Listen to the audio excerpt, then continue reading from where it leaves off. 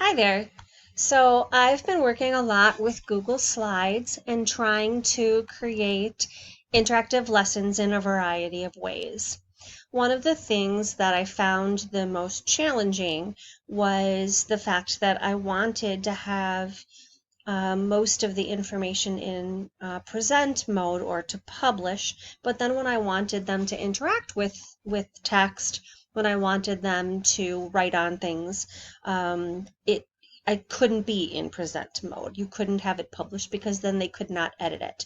So what I've started to do is to take my information slides in one slide presentation and then my interactive slides in another and link them together. So I want to do a quick tutorial on how to do that. So what I have here is I've downloaded just the slides that have information, just the lesson pieces with none of the interactive bits here. And these are the backbone or the structure of the unit that I'm planning. So what I need to do then is I have three things that they have to do that are going to be linked in. One, so this is a video on The Monsters Are Due on Maple Street. So they're going to begin by watching the video. When they're done watching it, they're going to read the script of the program. So this link will take them to that.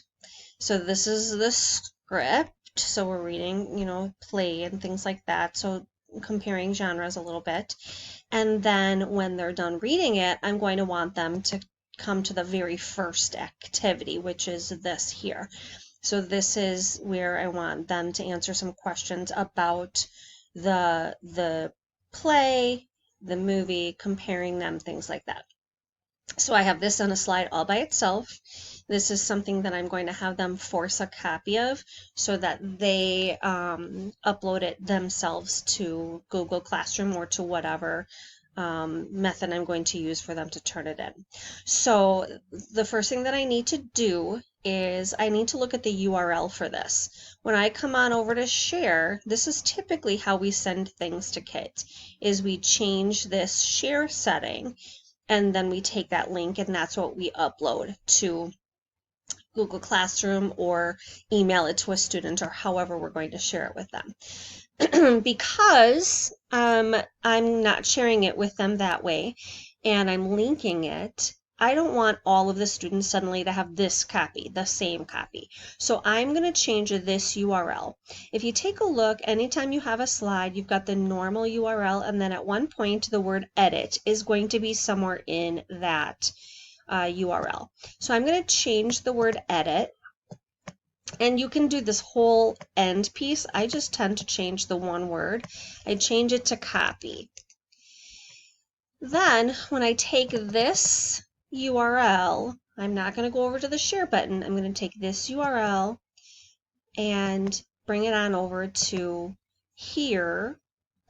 When the students are done reading the play, they're going to click here and it's going to take them to this screen, and then when they make a copy, it'll take them to their activity. It will be their copy of this activity. So one of the things that we need to teach students is how to upload work into Google Classroom if you're going to use this method. But that way they have their own copy and they're doing the work. Now, when they're done with this activity, I want to take them back to the original, to the next step in this lesson. So that would be, so after they've read the play, they've answered the questions, now they're going to talk about what dystopia is. So this was just kind of an introduction to the theme, not really knowing what the word is, not really knowing anything about the genre. Now we're going to learn the lesson about the genre. So this is the slide I want them to come back to.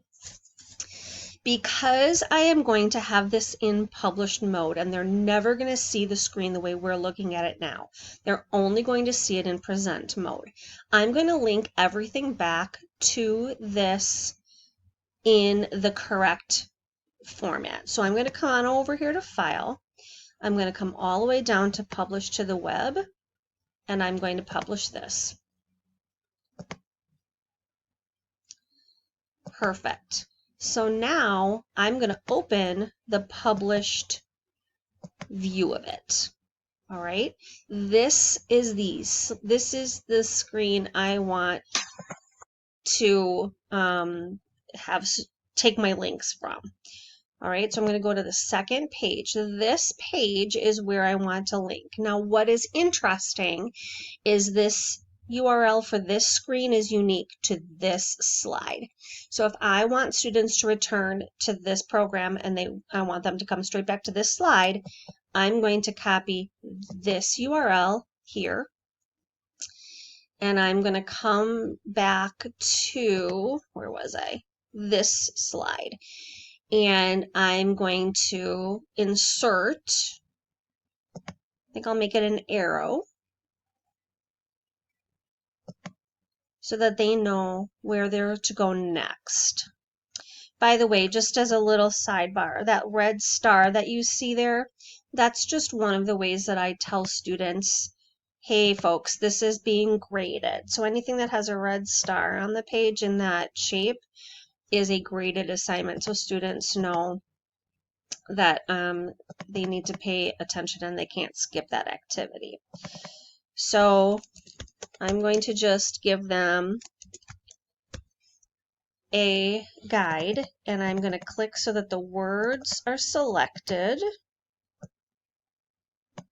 and I'm going to come on up here to link, and I am going to paste the URL that we just created. Now the text gets too small or too similar, so I'm just going to change the color. Even though the link is there, you can change the color of the text in a link to anything that you might want it to be.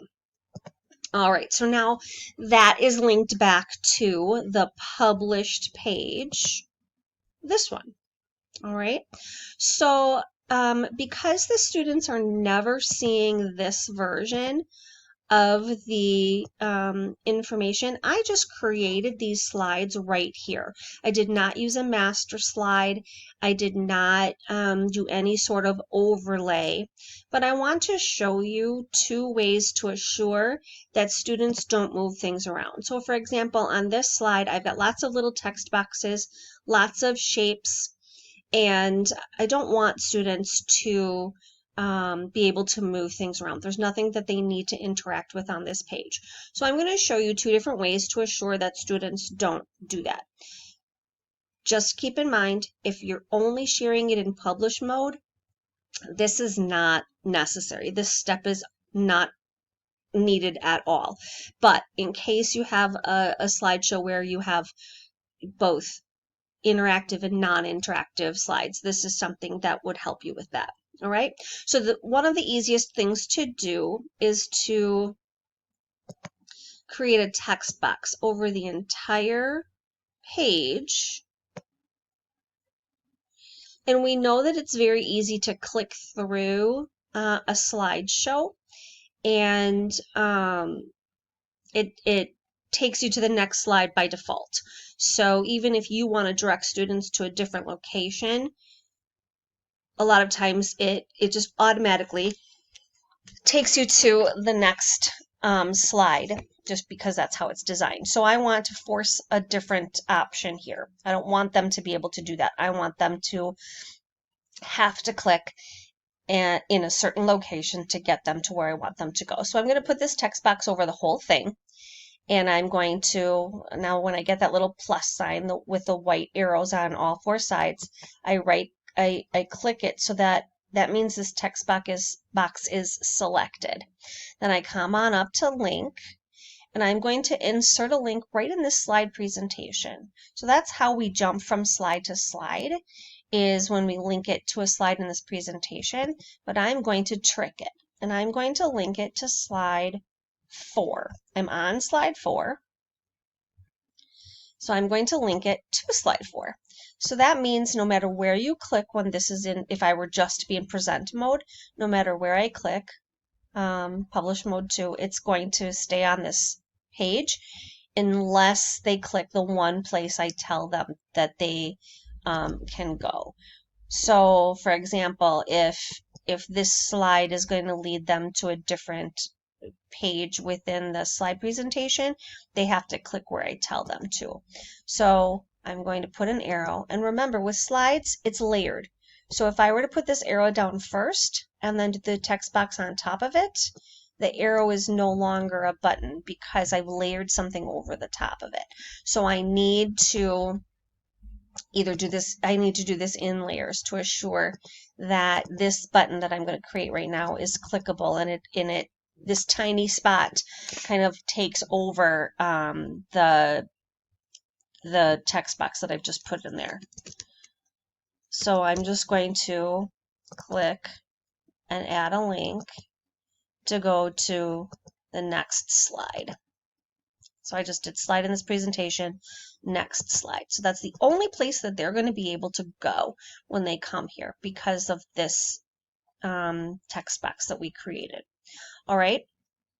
Now when I come down here, these again are 3 text boxes that if they wanted to, they could possibly move around. And so I want to show you another tool, and that's the master slide.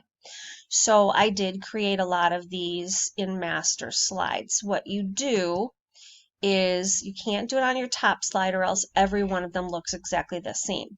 But you pick, so I went to view, master, and these are all the different bits that I've put in that I don't want students to be able to move. And even in this one, this is one of the ones that they're going to interact with. Like this is the one that they were going to interact with. So these things are not movable, but the ones that they click and they can write in, this is how you create it. So this is just a normal text box. The who is the title referring to.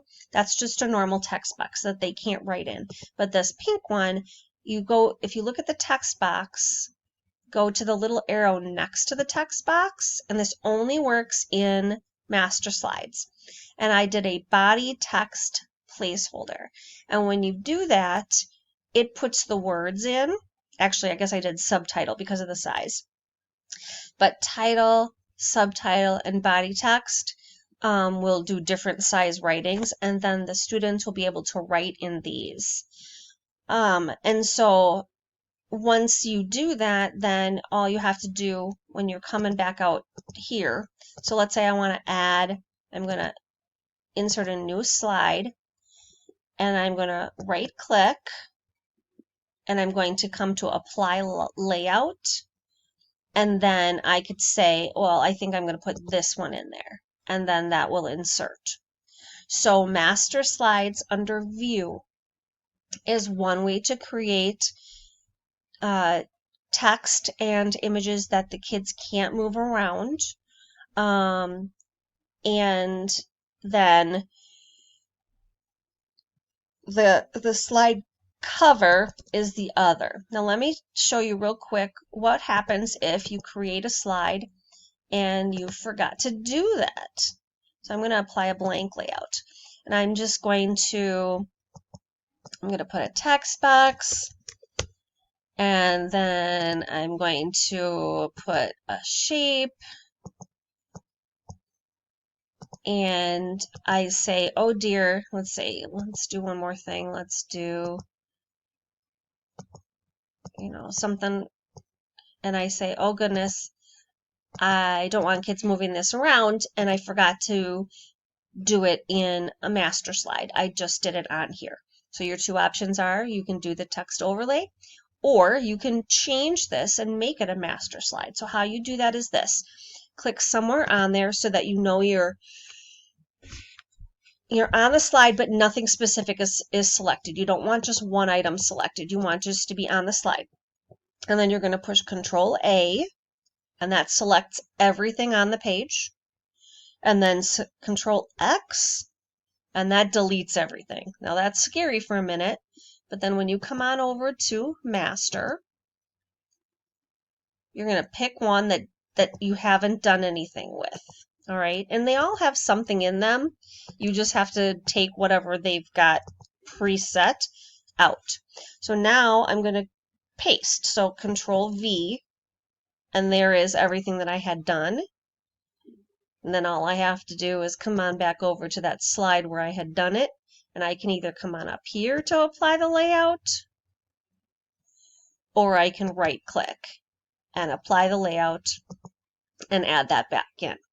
So those are 2 or 3 different ways that you can create slides that don't require, don't allow students to move things around.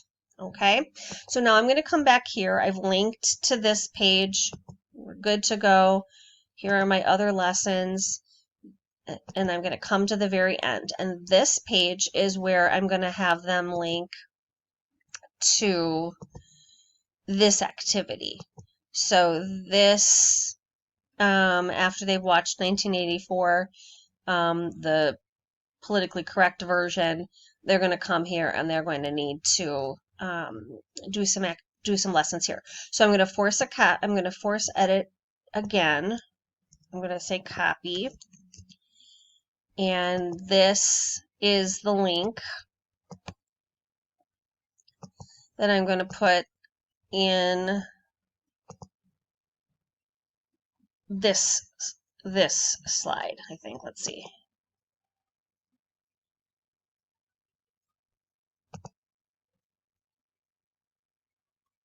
I got to make sure I'm clicking it to the right one. This one. Okay, so I'm going to come to this and I'm going to link it here. So I'll do an arrow again.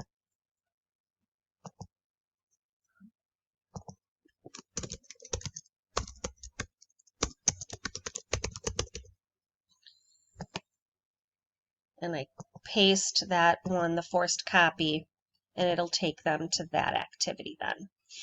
When I'm there, come back to my published slide, take this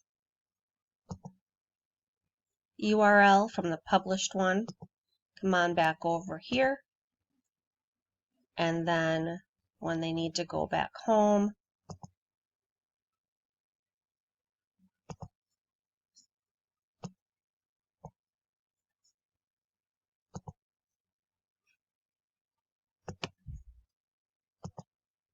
they're going to go straight back to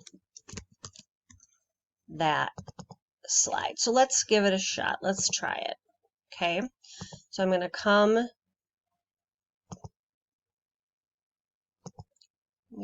to the published version,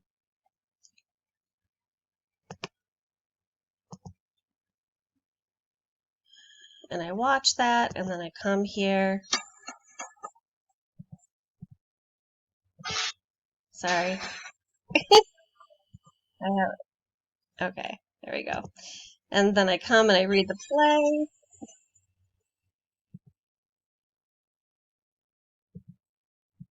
It really wants to play. There we go. Hopefully. All right, and then we read the play, and then they come here, and it makes them make a copy.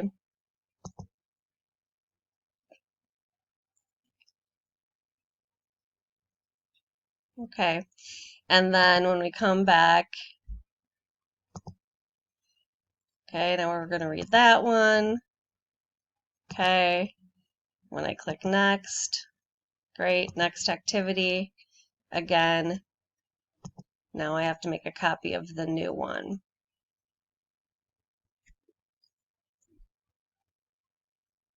And there we go. And then if I go home, does it do it? No, it doesn't. Because, oh, there we go. It'll take them back so that they can go back and forth between the information and the text box. So that is just a lot that I've learned about how to link things from one slide presentation to another. I like the fact that each slide has a unique URL, so if you want to send them back to a specific place in a slideshow, that's an option by just taking the URL at the top of the, the one that's above the slide that you want linked to it instead of having to go to the whole thing. I like the idea of having them be able to look at things in present mode without knowing what the slides are on the side, but then still being able to have interactive activities in there as well. So I just wanted to share that with you, and please feel free to contact me if you have questions.